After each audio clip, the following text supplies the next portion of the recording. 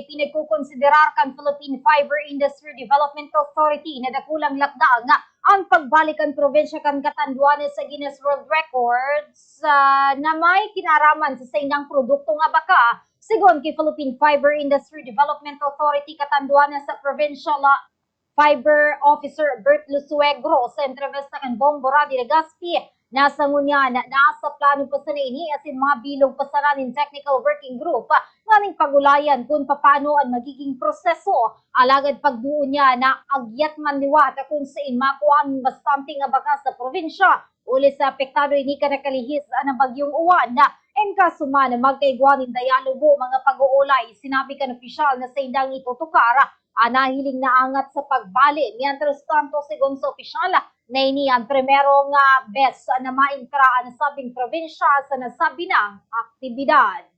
Maganda po itong hakbangin ng sangguniang pangalawigan kasi pag sinabing DWI o Populco ay talagang marami po ang nakakaalam na Catanduanes talagang mayaman sa kabaka. Sabay-sabay na mag-i-street sa isang araw ay medyo damage pa po yung abaka ng Typhoon Yuan, lalo na sa northern part. Yan si Philippine Fiber Industry Development Authority Catanduanes Provincial Fiber Officer Bert Lusuegro.